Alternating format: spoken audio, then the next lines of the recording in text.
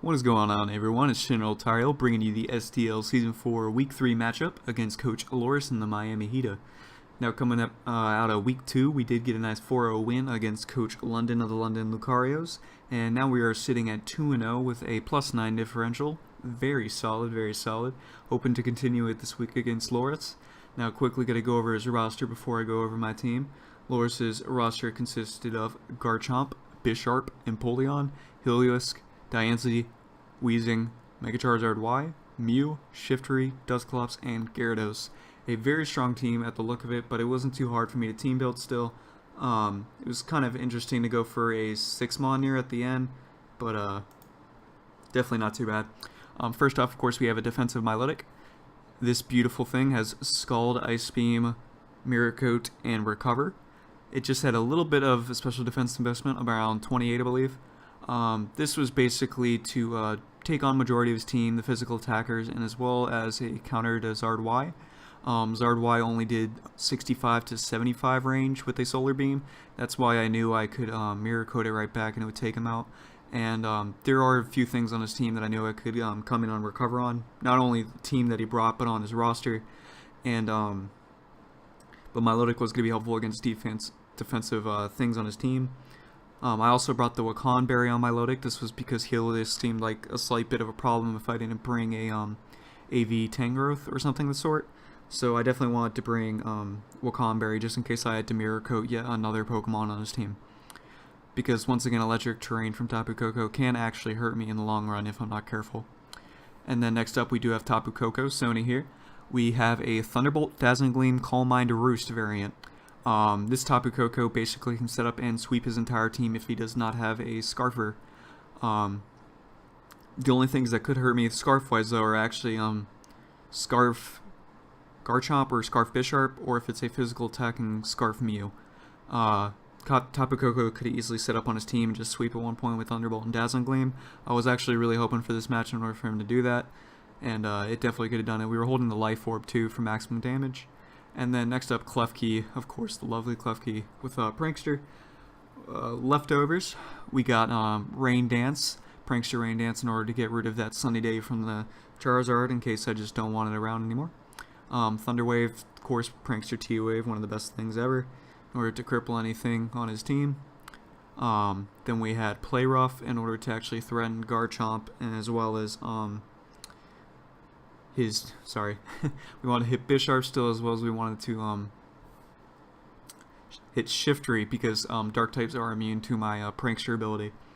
And then lastly Psychic, because knowing when I was looking at his roster that his best defensive answer to Mega Beedrill, Dugtrio, and Sneasel were that of Weezing, so I definitely knew Weezing was going to come max defense, so I wanted to bring some form of coverage, so I did bring Psychic Keys, and that turned out to be helpful this match. Next up we do have Sneasel. Ice Assassin here.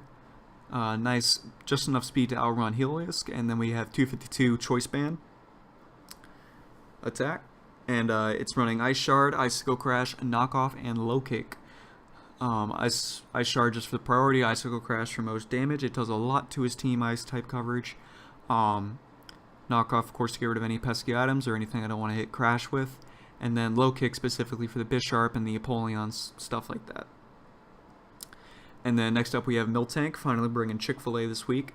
We got Stealth Rocks, Rock Slide, Ice Punch, and Milk Drink. This was a max HP, max BDF, thick fat Miltank. This was in order to take on his Zard-Y. It took around 27 to 35 from a Fire Blast, I believe, or something of the sort. So it was definitely a switch in. It was only a problem if he had a Focus Blast and he would actually land it against Miltank. And of course the Rock Slide would get a KO on Zard.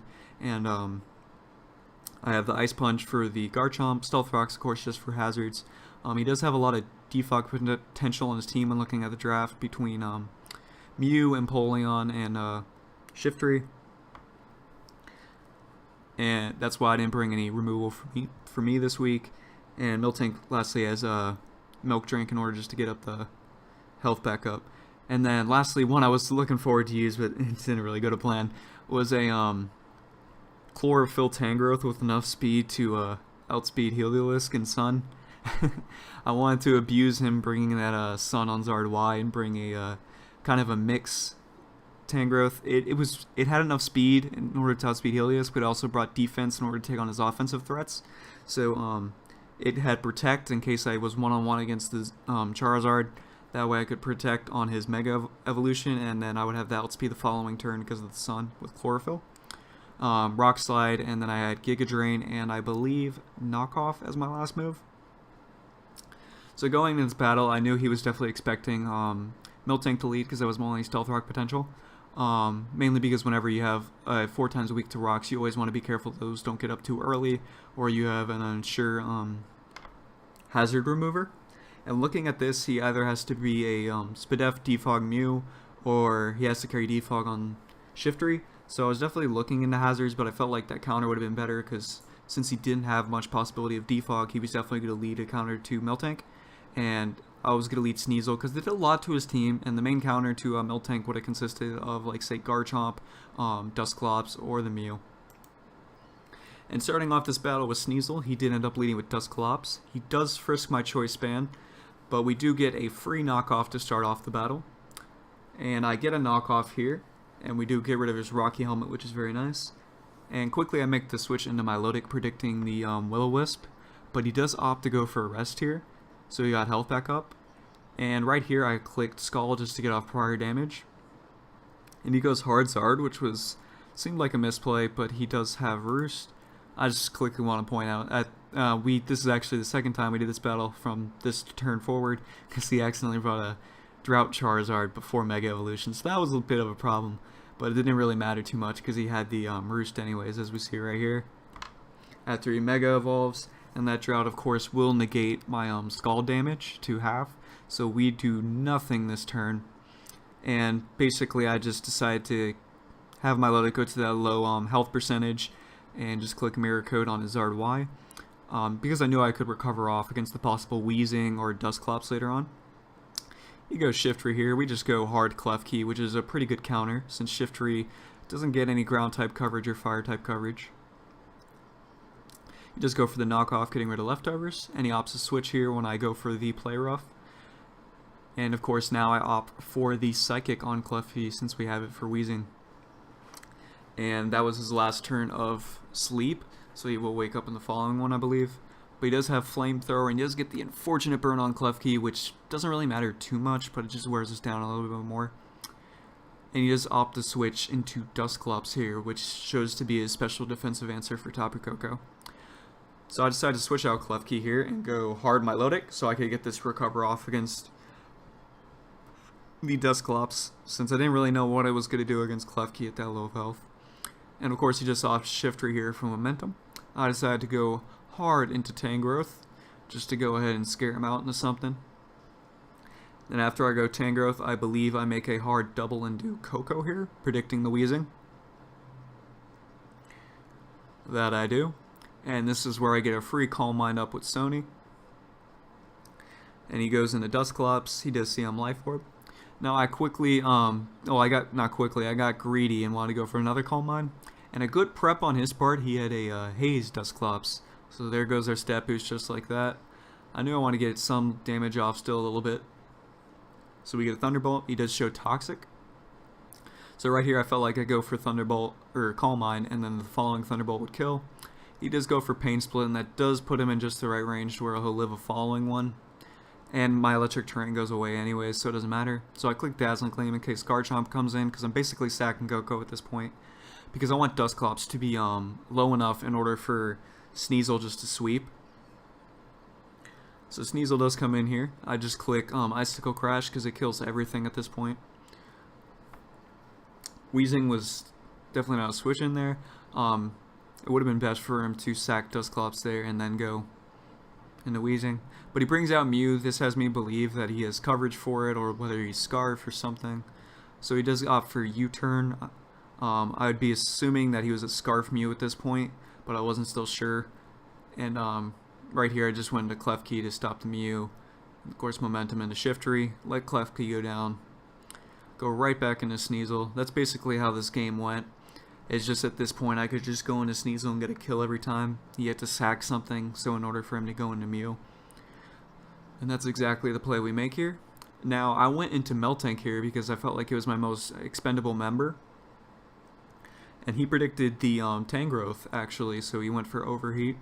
Because I guess he assumed I guess he thought I was predicting it was a physical Mew and I would go into my defensive Tangrowth, which honestly makes sense. But I opted Meltank instead. Because I didn't know what the Mew was going to do, and I just felt like it'd be better just to go into Meltank and see that, because I didn't really need Meltank this game so much right after Charizard-Y went down. So I do make a double here right back into Sneasel, and I went for Banded Ice Shard here just in case he was Scarf Garchomp, because it did get a kill unless he had some extra HP investment, but he opts to sack Shiftry there and goes right back into Mew as usual.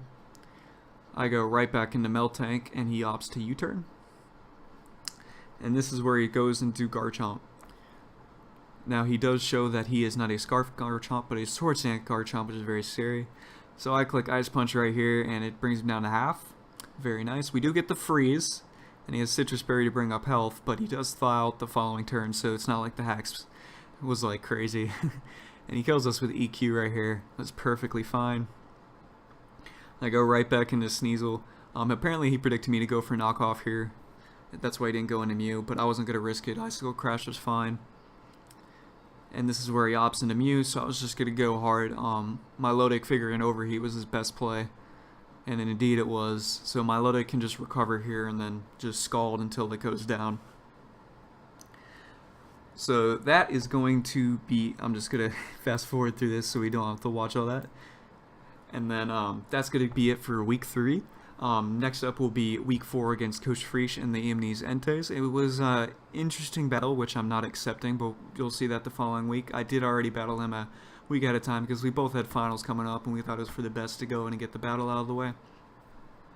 So make sure to check out that next week, and I believe next week I will have the APA Season 7 draft analysis going up. Make sure to check that out to see what Uber we got this season. Alright guys, that'll be it from me. Make sure to sub, like, share, deuces.